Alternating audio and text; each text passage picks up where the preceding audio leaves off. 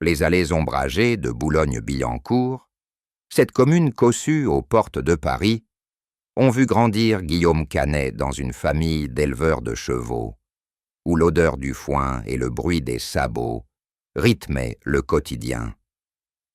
Fils d'un père passionné par les courses hippiques et d'une mère attentive aux détails de la vie rurale, il passe ses premières années à chevaucher des poneys dans les écuries familiales, rêvant de devenir jockey professionnel. À 8 ans, il participe à ses premiers concours équestres, démontrant une agilité et une détermination qui impressionnent les entraîneurs locaux. Ces compétitions, souvent organisées dans les plaines verdoyantes d'Île-de-France, forgent son caractère. Endurance face aux chutes, concentration sous la pluie battante et une solitude assumée lors des longues sessions d'entraînement. Pourtant, un accident survenu à l'adolescence, une mauvaise réception après un saut d'obstacle, met fin brutalement à cette ambition. Les médecins diagnostiquent des fractures multiples, et Guillaume, alité pendant des mois, découvre alors les joies de la lecture et du cinéma, visionnant inlassablement des classiques comme Les Enfants du Paradis ou des westerns hollywoodiens. Cette période de convalescence marque un tournant.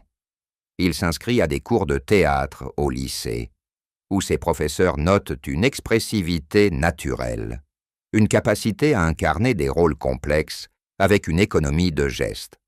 En 1991, à 18 ans, il intègre le cours Florent, prestigieuse école parisienne, où il affine son art aux côtés d'apprentis comédiens ambitieux. Ses débuts sur scène, dans des pièces expérimentales, montées dans des théâtres off de Montparnasse, révèlent un jeune homme introverti mais magnétique, capable de captiver un public restreint avec des monologues introspectifs. Parallèlement, il explore la télévision, décrochant des rôles mineurs dans des séries comme Premier baiser ou Les Nouveaux Chevaliers du Ciel, où il incarne des personnages secondaires aux accents romantiques. Ces expériences, bien que modestes, lui apprennent la discipline des plateaux, la gestion du stress face aux caméras et l'importance des relations humaines dans un milieu compétitif. En 1994, son premier rôle notable au cinéma arrive avec Barracuda de Philippe Haïm, un thriller où il joue un jeune homme tourmenté, préfigurant déjà des thèmes d'identité et de dualité qui traverseront sa carrière. Les critiques le soulignent sa présence physique, héritée de ses années équestres, et une vulnérabilité sous-jacente qui le distingue des acteurs plus extravertis. À cette époque, Guillaume noue ses premières amitiés durables dans le milieu, comme avec le réalisateur Yann Samuel, qui deviendra un collaborateur clé. Pourtant, derrière ces succès naissants, des interrogations personnelles émergent, des soirées entre amis où les conversations sur l'amour glissent vers des territoires inexplorés, des lectures de romans comme ceux de Jean Genet qui éveillent des échos intimes. Son transfert vers des rôles plus ambitieux comme dans En plein cœur en 1998, où il est nominé au César pour son interprétation d'un personnage ambigu, amplifie ces contrastes. Guillaume Canet, alors célibataire médiatisé, commence à fréquenter des cercles artistiques parisiens, des vernissages aux cafés existentialistes, où il rencontre Diane Kruger en 1999. Leur relation, naissante et publique, semble ancrer l'acteur dans une normalité hétérosexuelle. Mais des confidences à des proches révèlent une quête intérieure plus nuancée.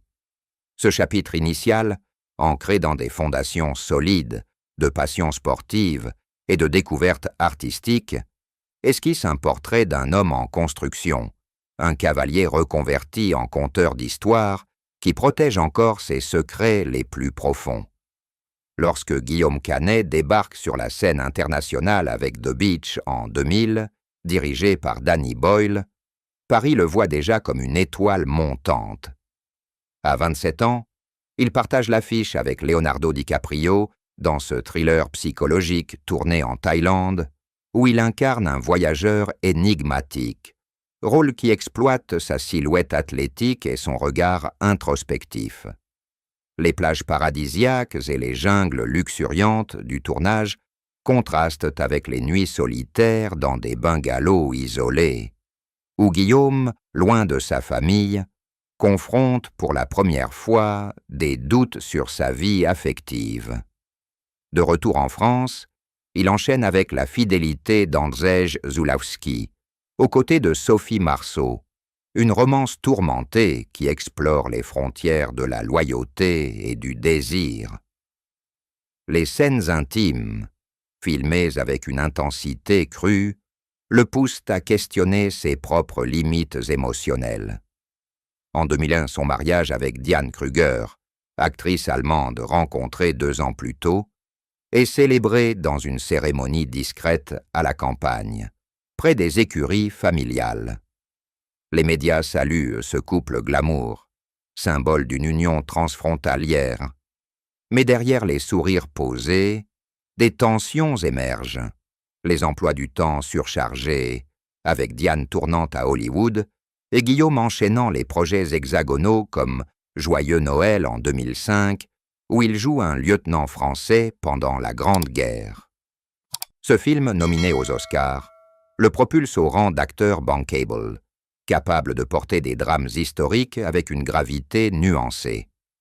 Dans les coulisses, cependant, des amitiés masculines profondes se tissent. Sur le set de Jeux d'enfants en 2003, il rencontre Marion Cotillard, avec qui il partage une chimie évidente, mais aussi un cadreur expérimenté dont les discussions nocturnes sur l'art et la vie éveillent des attirances inattendues. Guillaume, dans une interview d'époque, évoque la fluidité des émotions sans en dire plus, une phrase qui résonne comme un indice voilé. Le divorce en 2006, et l'annoncé comme amiable, est attribué aux carrières divergentes, mais des rumeurs circulent sur des incompatibilités plus profondes. Post-séparation, Guillaume se réfugie dans la réalisation. Son premier long-métrage, Mon idole en 2002, une comédie noire sur l'ambition, reflète déjà des thèmes d'identité cachés. Puis Tell No One en 2006, thriller adapté d'Harlan Coben, lui vaut un César du meilleur réalisateur, confirmant son talent derrière la caméra. Les plateaux deviennent des refuges, où il dirige des acteurs comme François Cluzet avec une précision chirurgicale, masquant ses propres turbulences. En 2007, sa relation avec Marion Cotillard s'officialise, née d'une amitié de longue date. Ils collaborent sur Le Dernier Vol en 2009, où leur complicité transparaît à l'écran. Pourtant, des escapades solitaires à cheval, dans les forêts de Fontainebleau lui offrent des moments de réflexion, où il analyse ses attirances passées, un flirt discret avec un artiste peintre lors d'un festival à Cannes en 2004, des lettres échangées avec un ancien collaborateur qui dépasse le cadre professionnel. Les psychologues consultés discrètement soulignent comment les acteurs, exposés en permanence, internalisent leurs conflits pour préserver leur image.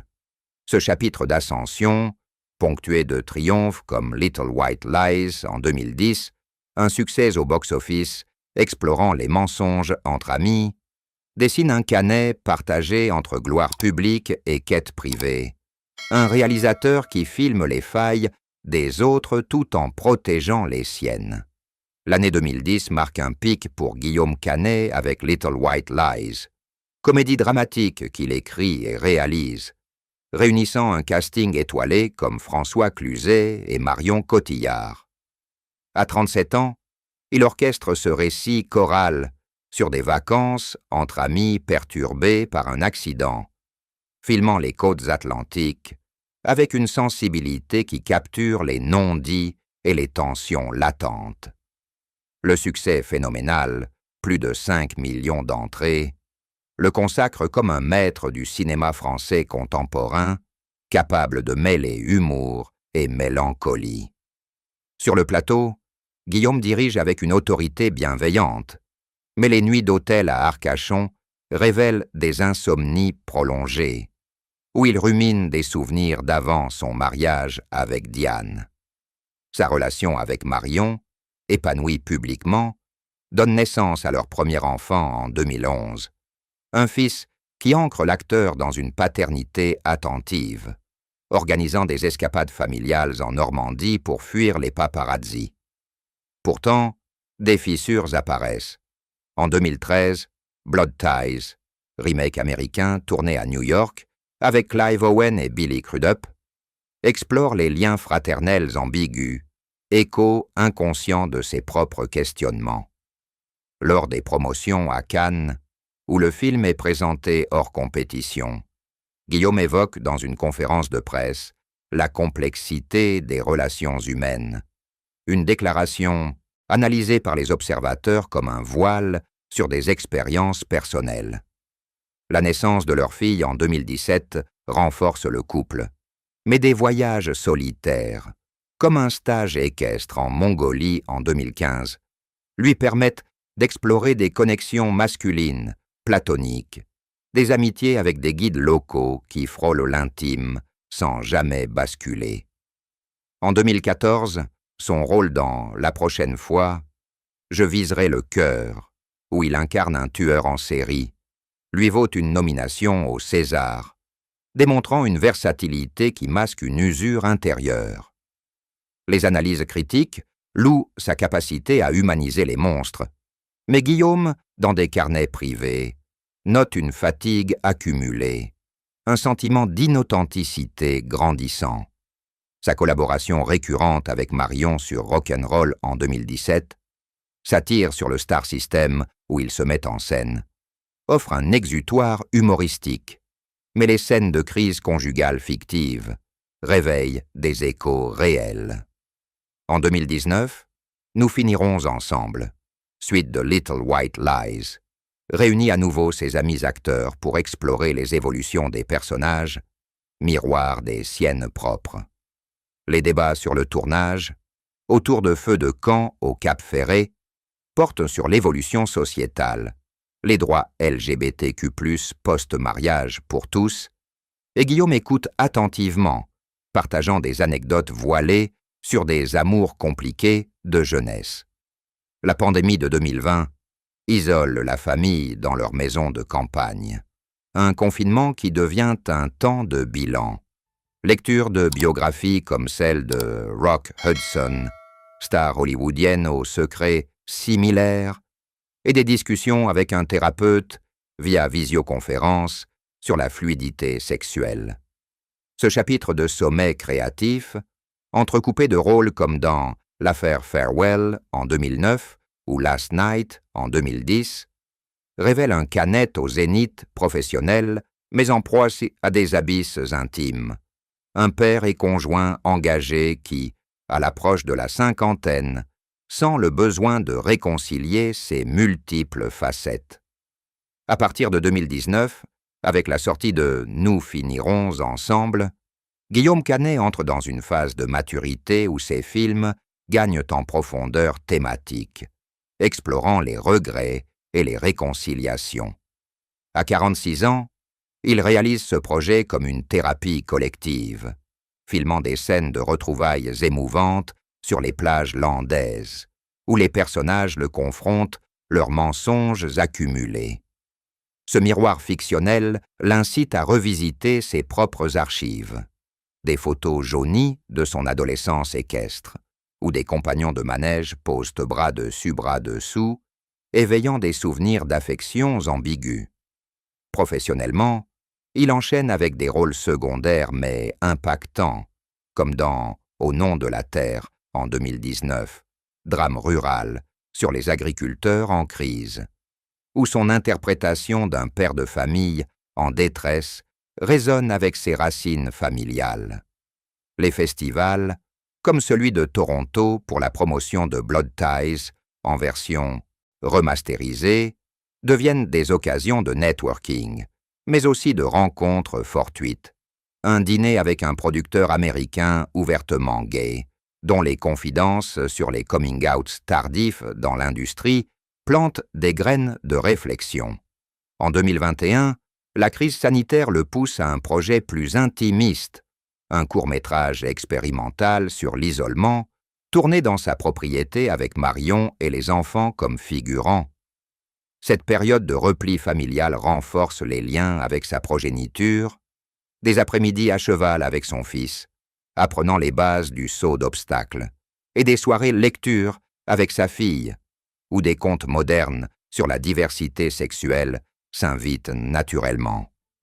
Pourtant, des crises surgissent, une dispute conjugale en 2022, amplifiée par la fatigue des tournages, mène à une séparation temporaire de quelques semaines, tant que Guillaume passe seul à Paris, fréquentant des cafés littéraires du quartier latin.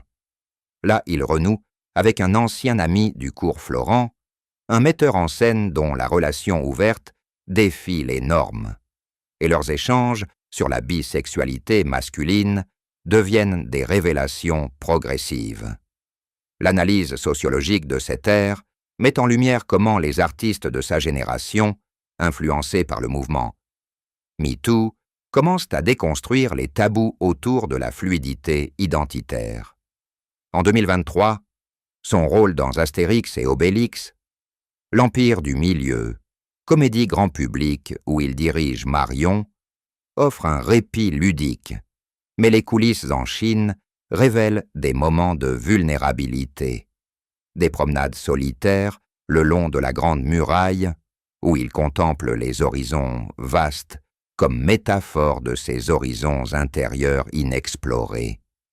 De retour, il s'engage dans des causes environnementales, participant à des documentaires sur l'équitation durable, et rencontre un écologiste passionné avec qui une amitié profonde naît, frôlant l'attirance sans concrétisation.